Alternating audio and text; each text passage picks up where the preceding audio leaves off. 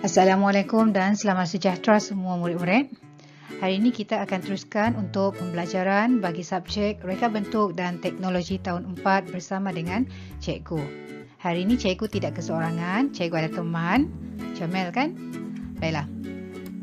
Pembelajaran kita untuk hari ini masih lagi dalam tajuk pengenalan kepada teknologi, tetapi kita akan membincangkan dua subtopik iaitu menilai lakaran dan membuat penambahbaikan, dan yang kedua mengira kos bahan. Teruskan bersama-sama dengan cikgu. Seperti biasa, kita lihat dahulu standard kandungan untuk tajuk kita pada hari ini. 3.1 aplikasi teknologi, manakala standard pembelajaran, kita ada dua standard pembelajaran untuk hari ini iaitu 3.1.5 menilai maklumat pada lakaran dan membuat penambahbaikan.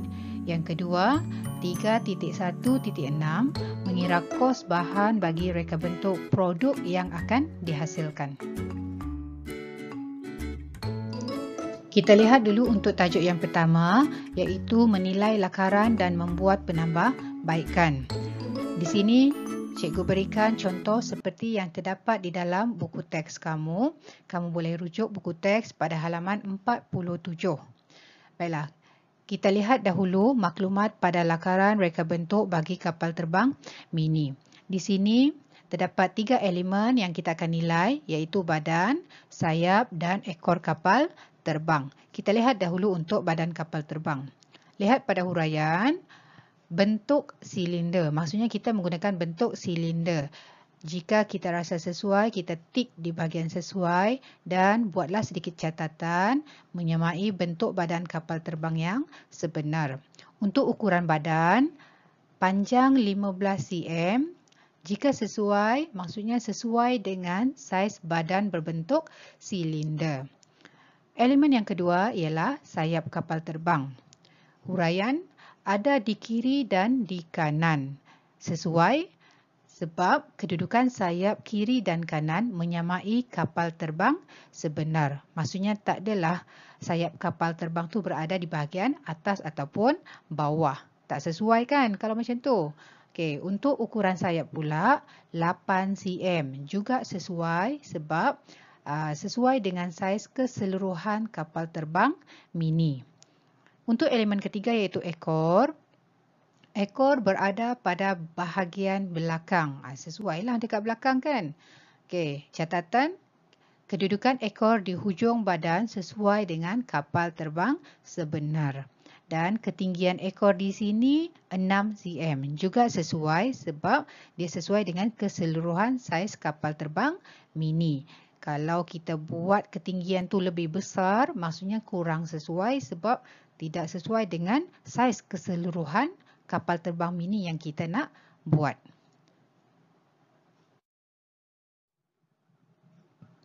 Kita lihat pula untuk contoh yang kedua, iaitu maklumat pada lakaran reka bentuk bekas pensel.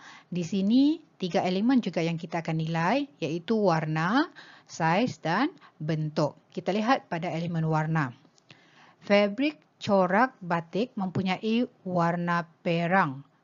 Ditandakan sesuai sebab unsur batik menyerlahkan corak produk. Seterusnya, zip warna perang juga digunakan. Ditandakan sesuai sebab dia sesuai dengan warna corak batik yang kita nak gunakan. Baiklah, untuk elemen yang kedua iaitu saiz, kita lihat pada panjang zip ialah 20 cm. Pun sesuai, maksudnya sesuai dengan saiz bekas pensel yang kita nak hasilkan. Lepas tu saiz produk ditetapkan di sini 10 cm darab 20 cm. Sesuai, maksudnya sesuailah dengan saiz alat tulis. Tak adalah begitu besar ataupun kecil. Elemen yang ketiga ialah bentuk. Berbentuk segi empat tepat. Juga sesuai sebab boleh memuatkan alat tulis dengan mudah. Kalau bentuk bulat, maksudnya kurang sesuai.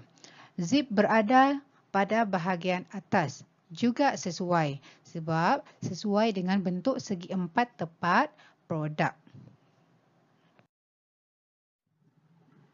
Baiklah murid-murid, Selepas kita menilai lakaran dan membuat penambahbaikan terhadap lakaran yang kita hasilkan, sekarang kita akan mengira kos untuk bahan yang kita nak gunakan.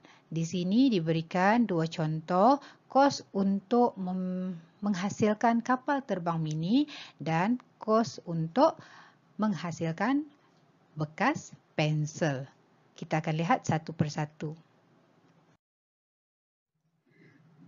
Mari kita lihat contoh pengiraan untuk kapal terbang mini terlebih dahulu. Perhatikan pada jadual yang diberikan, yang mana kita perlu senaraikan bahan yang digunakan, harga untuk satu unit, kuantiti ataupun bilangan yang kita nak pakai dan jumlah harga. Kamu juga boleh rujuk buku teks pada halaman 48. Disenaraikan di sini, bahan yang pertama ialah filamen pen 3D. Apakah itu filamen pen 3D? Ni cikgu berikan. Gambar ini adalah filamen pen 3D. Filamen ini kita akan gunakan bersama-sama dengan pen 3D untuk menghasilkan kapal terbang mini. Harga untuk satu unit filamen pen 3D ialah 50 sen dan kuantiti yang kita nak pakai ataupun yang kita nak gunakan ialah 5 meter.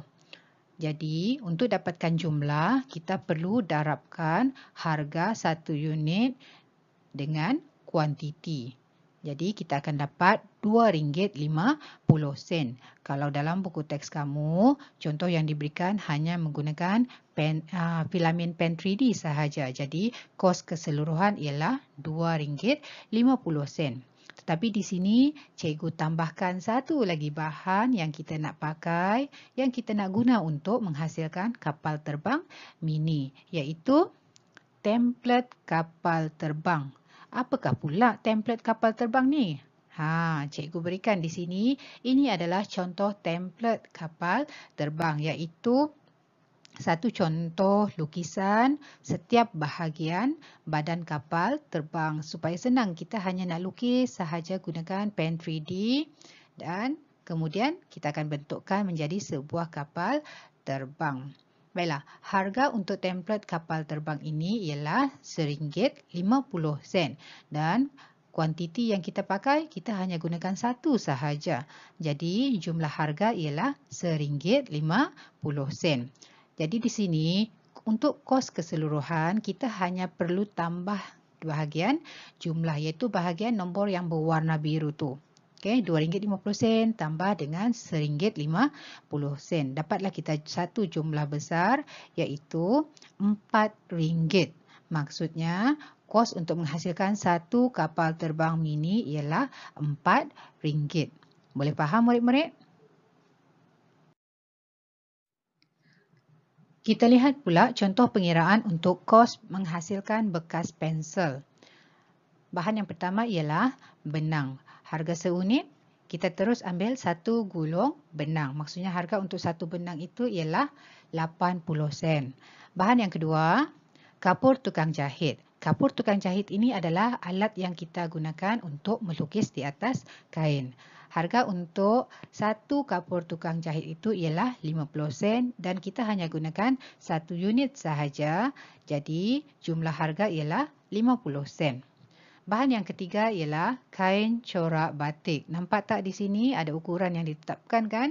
Jadi harga satu unit, maksudnya harga mengikut ukuran tadi adalah RM1.50 sahaja dan kuantiti yang kita gunakan hanya satu.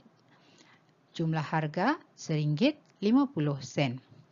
Lihat pada bahan yang keempat iaitu zip 20 cm. Harga untuk satu zip ialah 50 sen. Dan untuk bekas pensel ini kita hanya menggunakan satu sahaja zip. Maka jumlah harga ialah 50 sen. Jadi untuk mendapatkan kos keseluruhan bagi bekas pensel ini, kita perlu tambahkan semua yang nombor-nombor yang berwarna biru ni. Maksudnya 80 sen tambah 50 sen tambah RM1.50 tambah 50 sen. Jadilah RM3.30. Jadi maksudnya harga untuk satu bekas pensel ini ialah RM3.30. Boleh faham murid-murid? Baiklah murid-murid, cikgu harap kamu boleh faham apa yang cikgu terangkan tadi, iaitu tentang penilaian lakaran dan membuat penambahbaikan dan seterusnya pengiraan kos. Oleh itu, sekian sahaja daripada cikgu. Terima kasih atas perhatian yang diberikan. Semoga kita berjumpa lagi untuk video-video yang berikutnya. Bye-bye.